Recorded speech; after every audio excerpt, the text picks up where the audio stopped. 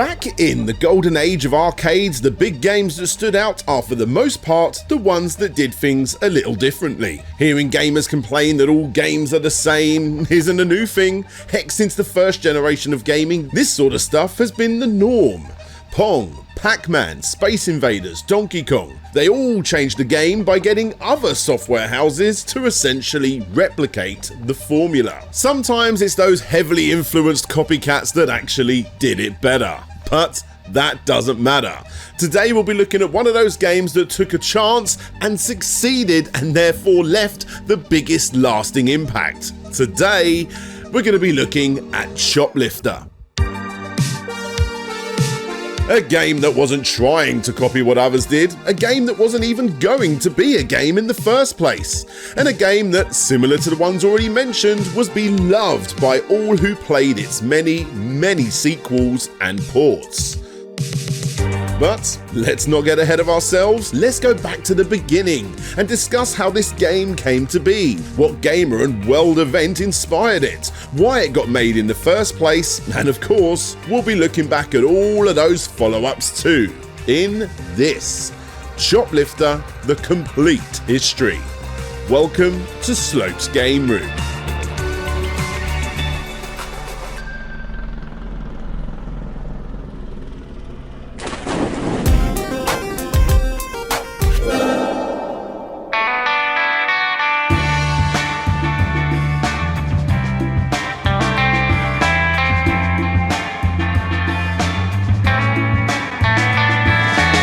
Our story starts back in the mid-70s, where a young Daniel Gorlin was jumping from job to job and interest to interest, not really knowing what he wanted to do with his life.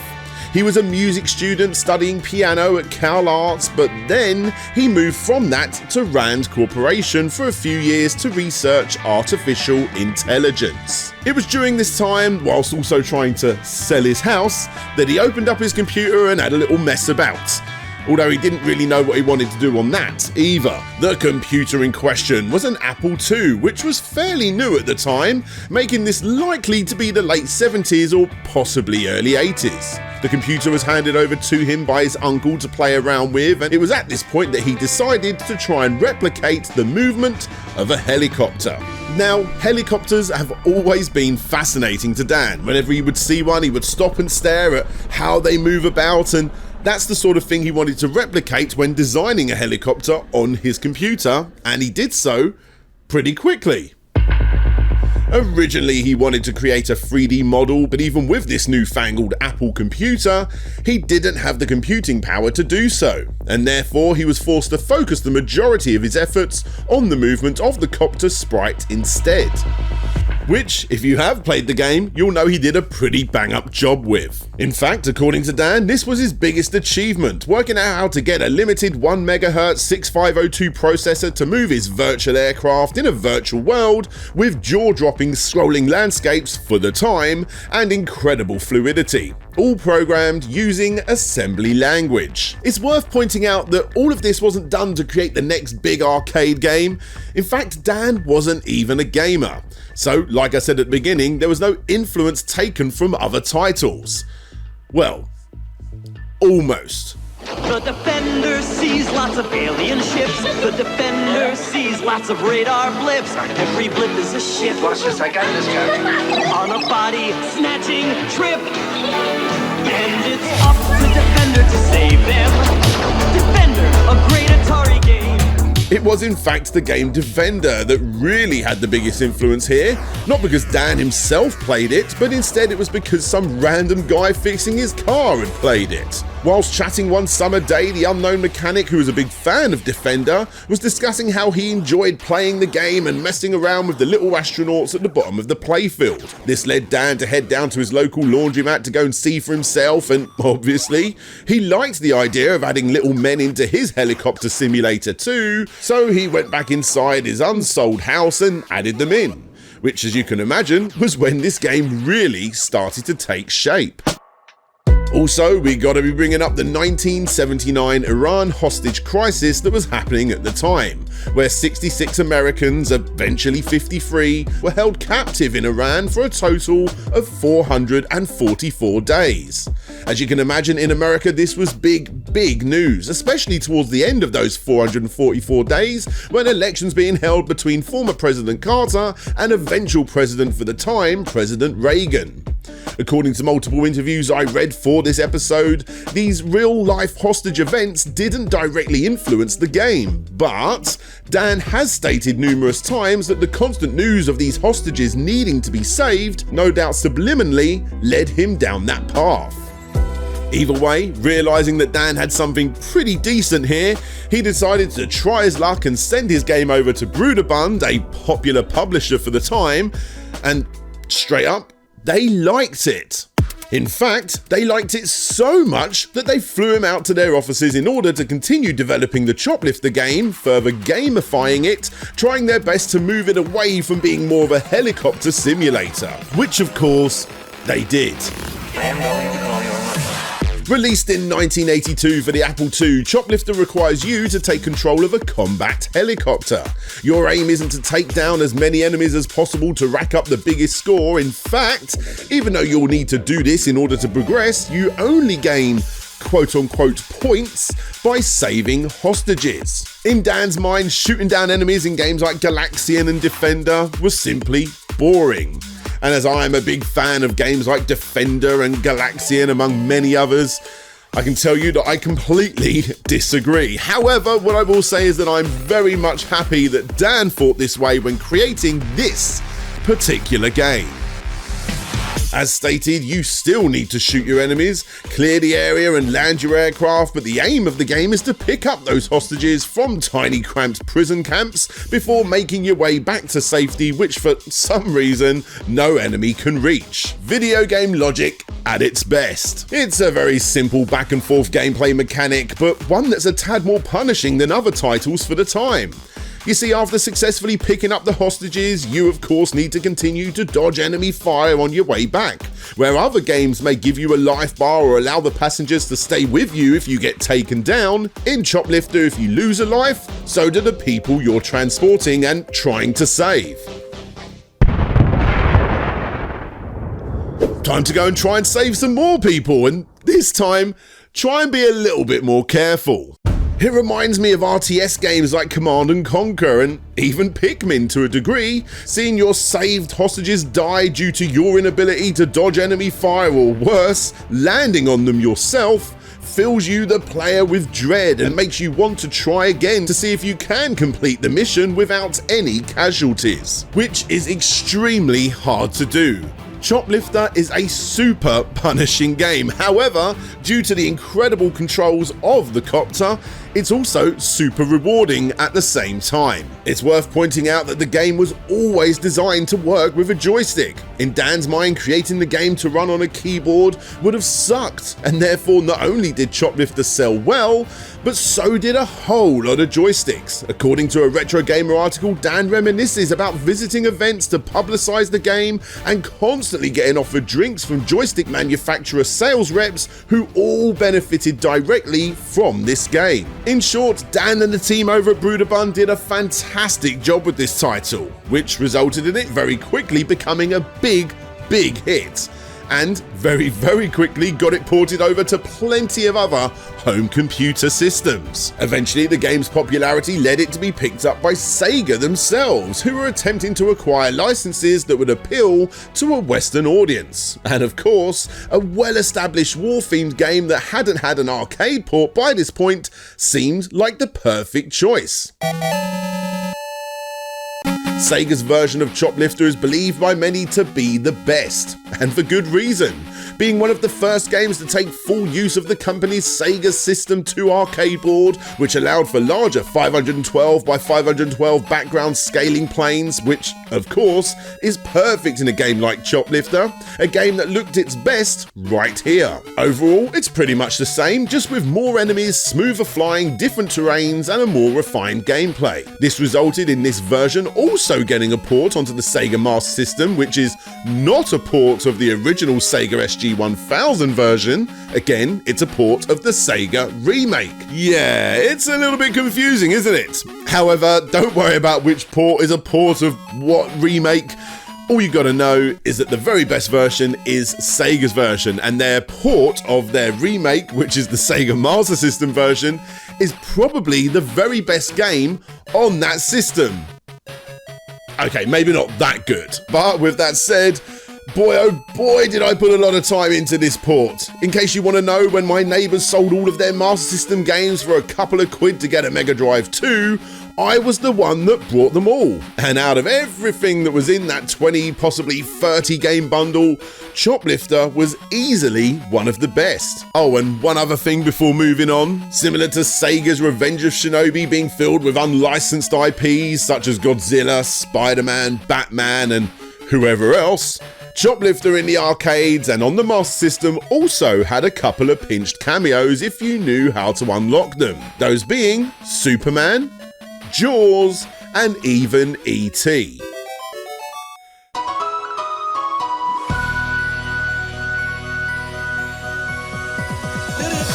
Hey there guys, I hope you're enjoying the video. Just a quick reminder to let you all know that obviously creating videos like this take an incredibly long time. So if you do want to support the show, simply hitting that like button, leaving a comment, subscribing, and hey, if you want to go the extra mile, sharing this video will very much be appreciated, as it gets it in front of the eyes of plenty more people out there. And for those that want to support the show, you can do that exact thing by becoming a Patreon or a YouTube member. Supporters of the show, aka Game Room Squatters, got to see this video almost a month early. And if you support the show right now, you'll get to see the next few episodes before they go live, as well as get access to the password zone, where you get to see all of my back catalogue without ads, without sponsorships, without bids like this. It's all there and plenty more for supporters of the show. Anyway, I'm not going to be taking up any more of your time. Let's carry on with Choplifter, the complete history. Right, I think we've looked at all of those versions quite enough now, so let's start looking at the sequel, starting with the Game Boy game Choplifter II, Rescue and Survive.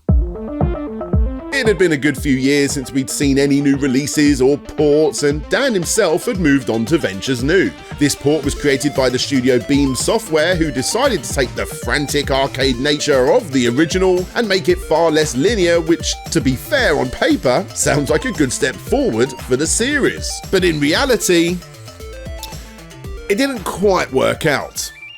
After the stunning intro screen, the game definitely looks the part with its new rocky terrain, but sadly with the extra enemies including such things as clouds and birds, the game does indeed become a little annoying, as these cheap deaths take away the risk and reward factor found in the previous titles. You can quite literally park up next to a prison camp, which is weirdly bigger in the Game Boy version, have a much needed break, and maybe even your packed lunch due to all enemy fire being unable to reach you. And then you can go back completely unharmed. But without a doubt, the biggest issue with this version of the game is the controls. Now, you would think that with the Game Boy and Master System sharing the same amount of buttons, that it would be able to replicate the original perfectly, but sadly not. And the reason for this was because of the inclusion of bombs. Now, in the original, if you wanted to shoot directly down, you could so by facing the camera. And that's still the case here, but if you manage to pick up a bomb power-up and you want to use it, you now have a designated button to do so. This button would have been used to change the direction of the way your aircraft is facing in the originals, but here, it's just a bomb button.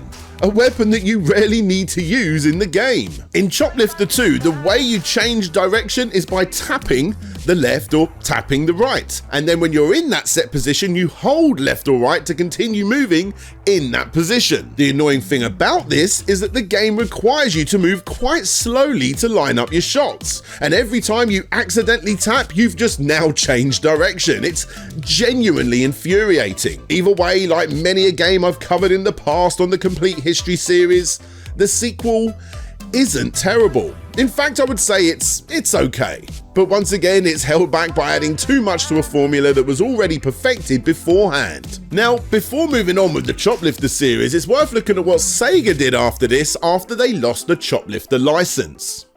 They released two other games that are extremely similar in premise under the Air Rescue banner. Now, even though Dan himself has stated numerous times that these games are not related to the original, you gotta bear in mind that he hadn't worked on anything Choplifter since before Sega got the rights in the first place. So even though I think that the stunning System 32 arcade game and the more typical 2D Master System game are not related to Choplifter, even I have to acknowledge that the similarities are just way too close for me not to bring up here. Anyway, moving on, because surprisingly up next we've got Choplifter III. Easily the most confusing game in the series due to the fact that it was essentially Choplifter 2, but this time for the Game Gear. All the same issues are present here like before, including the complicated control scheme, which to be fair does feel slightly better this time around on the Game Gear and the Game Boy. Yes, this also got a port for that system too. And again, just to remind everyone, Choplifter 3 is kind of a port of Choplifter 2 for the Game Gear and then ported back to the Game Boy, but this time being published by Ocean. Now in this version, the controls are improved by going back to the original style of using one button to change the rotation of the chopper. It's still very much the same game as it was before, being a lot more maze and stealth focused, but all in all, it's not a bad version to play, and most definitely the best handheld release. Although, if you want the absolute best version of Choplifter on the home consoles, then I would suggest Choplifter 3 for the Super Nintendo. In this game, you turn your ship by using the shoulder buttons on the controller, which if you ask me is a great idea and an excellent way to progress the series. The extra weapons you pick up are all assigned to different buttons too, and you have some excellent enemy variety on display as well. Of course, with this being the first official 16-bit home console game, it features the best graphics of all the games in the series. For fans of Choplifter, this really isn't that bad at all. Now, unfortunately, it's not all sunshine and roses here, as this version does have a few things that annoy me. Firstly, the angle your chopper shoots down isn't as vertical as the original, meaning that when you need to shoot your enemies in the left or right formation, you're almost guesstimating where the shots will land, as the enemies need to be pretty much off the screen for you to hit them. Thankfully, you get used to this pretty quickly. It's not as game-breaking as you may think, but it was no doubt done better before. Also, with this being the 90s and all, the game has included some bosses. Bosses that are quite frankly overpowered and unfair. Look, perhaps I need to get better at the game, but having ginormous tanks shoot projectiles every which way towards the copter that has quite slow maneuverability, it does make these battles feel like they include bosses from different games and they just don't belong here. Still, get good at them and I'm sure you'll have plenty to take away from this release. Like I said, it really is quite a good entry. Next up, we have some PlayStation 2 games to look at, with Choplifter Search and Rescue or Choplifter Crisis Shield, depending on where you lived in the world. Either way, it didn't matter where you were from, as the games were all cancelled, with only a few demo videos still existing that were given away in magazines. Well, that and the full game, of course. Yep, turns out Choplifter for the PlayStation 2 is nothing more than a reskin of a pretty mediocre Japanese game called Air Ranger 2 Rescue Helicopter. But for whatever reason, like I said, it was cancelled quite late in its life, as plenty of adverts and videos showed up of the game, some of which even claim that the game was already out. Now, as for the Japanese original, there really isn't anything resembling a Choplifter game here. I mean, yes, it has helicopters in it, and yes, you need to save people, but it's more an air ambulance simulator as opposed to an arcade game. It does control quite well though, I will give it that, and supposedly the variety of choppers you get to play with do handle differently based on their real world counterparts. But as someone that's never flown a rescue helicopter, I'm just gonna have to take their word on that. Anyway, this finally brings us to our final game, Choplifter HD. Now, keep in mind, Choplifter HD is far more a sequel to the sequels as opposed to a sequel to the arcadey sequels of the original. And that's fine. I said that the Super Nintendo version was the best in the home, and I'm now going to be taking that back, because Choplifter HD is a fantastic way to end this series. At first it seems a little easy, as you now use your second analog stick to aim your weapon at enemies on the ground, which obviously is a lot easier, especially considering you have a slight auto lock on as long as you are aiming in that general direction. And as for shooting forward, aka directly down, well, that kinda doesn't work the same way in this game either, because instead of shooting directly down when you face the screen, you're now going to be shooting towards the screen when enemies pop up on top of buildings in front of you. And after playing every other version on the lead up to this one, it did take a little while to get my head around all of this, but it was fine once I figured it all out. All in all, it's actually a really solid game. Of course, being an arcade nut, I prefer the old school style of the game, but this is still great. It's a solid evolution of the series, released as a download-only title on Xbox 360, the PlayStation Store, and Steam, which is how I've played it. The only problem is that it's been delisted on absolutely everything, including Steam. Why?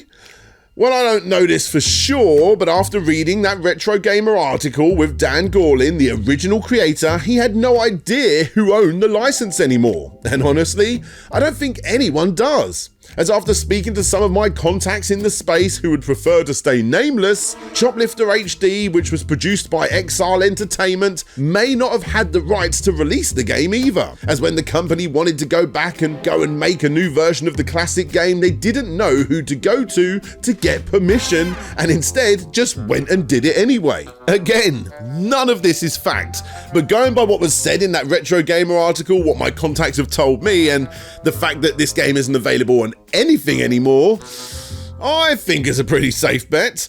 It's just unfortunate that the only way to play this game is to go to one of those dodgy key websites and buy it through one of them, which is sadly what I had to do, and yes, that key still does work on Steam. You just can't buy it from Steam directly. In other words, don't expect to get yourself a Choplifter collection set anytime soon, because this series has been connected to several companies. In quite a few instances, those companies are no longer with us.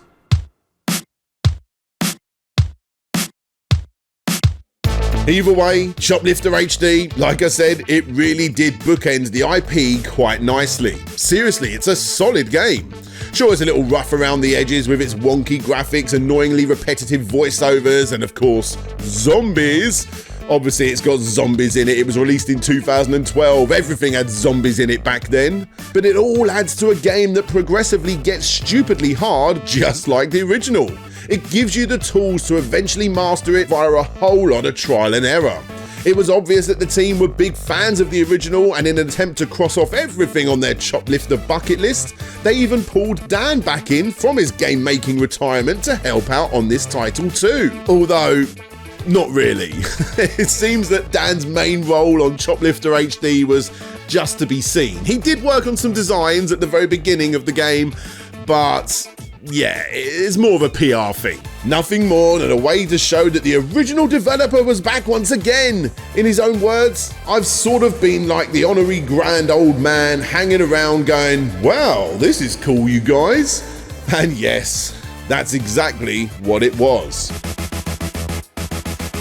Choplifter as a whole, like many classic franchises, has its lows, but in this instance, none of them are terrible. They just make you want to play the version you like the best. It doesn't have many entries, but what it does have is a whole lot of reworking until they got it down perfectly. So whether you like the originals, which was mastered by Sega in the arcades and on the Master System, or you like the more consoleized versions, which got better and better with every release leading up to Choplifter HD, there's still plenty to get your teeth stuck into here. It's a solid series created by someone who didn't know what they wanted to do. For them, it was just another stop on the stairway of life before finishing up as a West African drum and dance teacher. You couldn't make this up if you tried, could you?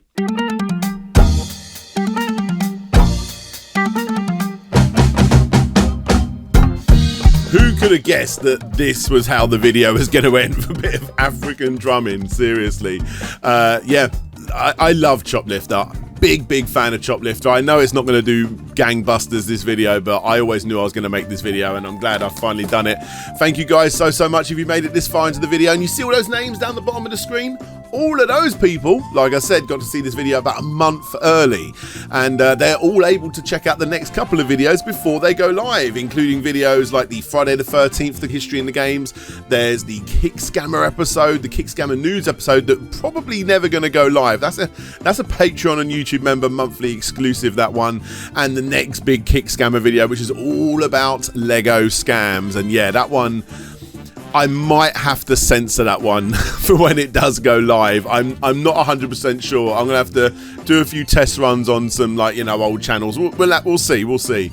Look, anyway, guys, this is the part of the video where I give a massive shout out to all of the patrons, all of the YouTube members that allow me to make these videos as often as I do, regardless of whether YouTube likes them and the wider market likes them. I like to make these videos, and these people down here obviously like them too, and they allow me to make them. So thank you guys so much. With an extra big shout out going to Keiju Samurai 1985, Boots and Pup, The Sneaky Ferret, Vitas Varnes, James the Action Saxon, Jay is Manchild, Mike Fallon, Nicholas Burtner, Chev Matic, Jabba Al Aiden, Richard Algic, Shadow Dragon, Dina, Yield Hamburglar, Jeff Mianowski, Bram Perez, Conrad Constantine, Andrew Dalton, Retro to Next Gen aka Lou, Paul Float, Ryan Burford, Casey Samples, Sir Nilsson, Derek Kuda, Akatimo84, Matt Jackson, Ian Quell, Arista, Dina81, Mind of the Unsane, and Vikeko. Guys, thank you all so much for your support. Plenty more videos coming, and look, thank you for checking out the videos. It really does mean the world to me.